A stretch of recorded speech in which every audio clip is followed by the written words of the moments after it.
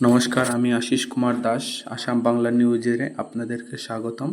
এখন বিশেষ খবর হচ্ছে আসাম নাগাল্যান্ড সীমান্ত বিবাদ, ডিসোরি বনে অগ্নিকাণ্ড। বিস্তারিত।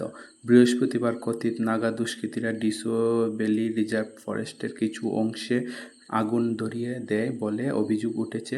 গত 20 March Tiru hills reserve forest একইভাবে পুড়ে যাওয়ার একমাত্র কয়েকদিন পরেই এই অগ্নিকাণ্ডের ঘটনা ঘটে। ডিসো ভ্যালি রিজার্ভ ফরেস্ট মরিয়ানিতে অবস্থিত। মরিয়ানি স্থানীয়দের মতে জমি দখলের প্রচেষ্টায় অংশ হিসাবে প্রতিবেশী রাজ্য নাগাল্যান্ডের লোকেরা আগুন লাগাতে শুরু করেছিল বলে অভিযোগ।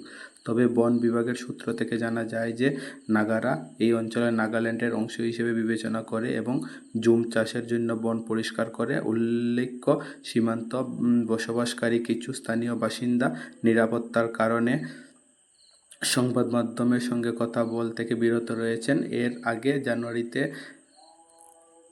রাজ্য সীমান্ত ওপারে নাগা দুষ্কৃতীরা দ্বারা কথিত দখল ও ভয় দেখানোর খবর প্রকাশিত হয়েছে। পরিস্থিতি আরও খারাপ হয় যখন একদল নাগা দুষ্কৃতী স্থানীয় বাসিন্দা সন্তোষ কর্মকারকে তাদের কার্যকলাপ সম্পর্কে সাংবাদিকদের অবহিত করার জন্য হুমকি দেয়। তাদের নিরাপত্তা ভয়ে কর্মকার এবং তার পরিবার তাদের বাড়ি ছেড়ে পালাতে বাধ্য হয়। ফেব্রুয়ারিতে অভিযুক্ত নাগা দুষ্কৃতী গুলিবর্ষণের খবর প্রকাশিত হয়, যা মরিয়ানিতে আসাম নাগাল্যান্ড সীমান্ত বাসিন্দাদের মধ্যে আতঙ্ক সৃষ্টি করে।